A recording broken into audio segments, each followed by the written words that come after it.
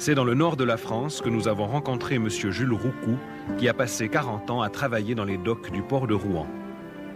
Né dans les taudis de la rue des Arpents, il a été livré à lui-même dès l'âge de 13 ans.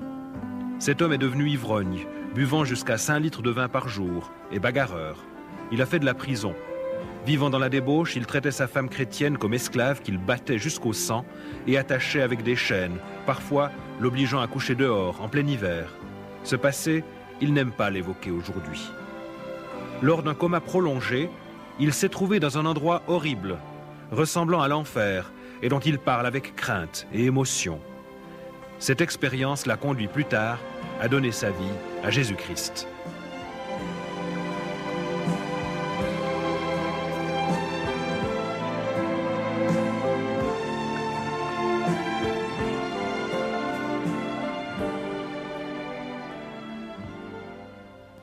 Je suis né à Rouen, d'une famille très pauvre. Dès mon plus jeune âge, il fallait que je trouve de la nourriture pour nourrir mes frères et mes sœurs, ainsi que mes parents.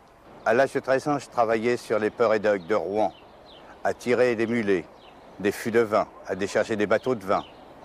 J'ai commencé à boire à cet âge-là. Par la suite, je suis devenu un voyou. À l'âge de 17 ans, je connaissais les filles de joie. À l'âge de 17 ans et demi, je me suis engagé pour l'armée, dans l'armée française.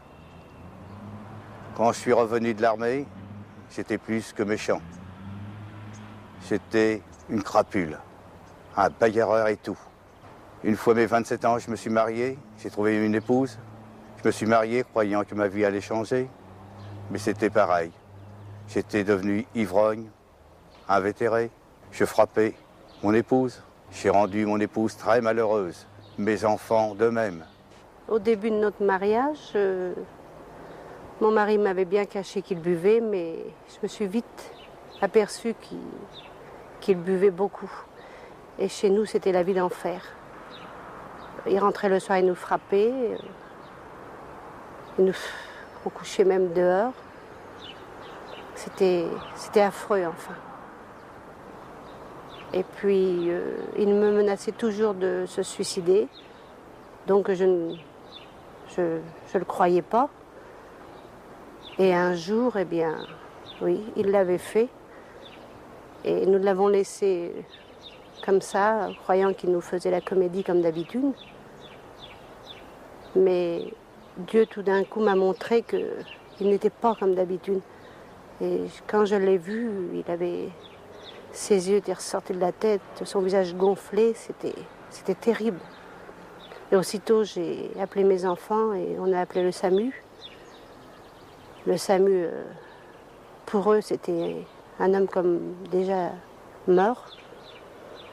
Et ils me l'ont transporté tout de même et il est resté 36 heures dans le coma.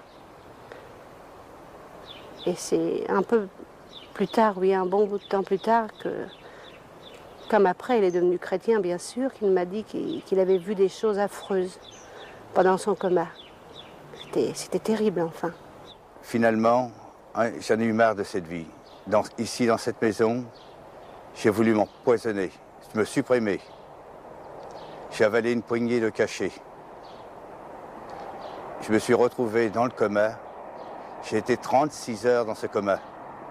Et dans ce coma, c'est affreux. Je me suis retrouvé dans l'enfer. J'étais accroché par des démons. C'est affreux. Dans cet enfer, j'étais attaqué par des personnes. Mais des personnes humaines. Mais le visage était affreux. Les mains étaient affreuses. Qui s'avançaient sur moi, qui me harcelaient. C'est affreux de voir des choses comme ça.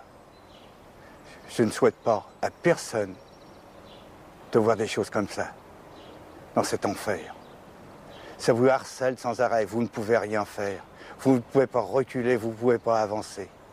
Ces gens avancent sur vous. Ils sont affreux. Lorsque je me suis réveillé du coma, je me suis retrouvé dans un hôpital. Et dans cet hôpital, il y avait une Bible. Et cette Bible, je l'ai ouverte, sans savoir pour qui et pourquoi. Je n'ai pas porté attention le jour même, mais le lendemain, j'ai ouvert encore cette Bible. J'ai retourné trouver cette Bible. Et là, j'ai trouvé que vraiment il y avait un Dieu pour nous, les crapules, que ce Dieu était bon. Et qu'aujourd'hui, je peux le remercier si je suis vivant. Parce que c'est lui qui m'a sauvé. Tant qu'à l'être humain, tout le monde me tournait la tête. Et aujourd'hui, avec la grâce de Dieu, je peux lui dire merci. Et que ce témoignage puisse servir à bien des gens qui veulent être sauvés, qui trouvent un sauveur, qui peuvent le trouver en Dieu. Parce qu'il n'y a que lui qui peut sauver une âme perdue. Je le remercie de tout cœur.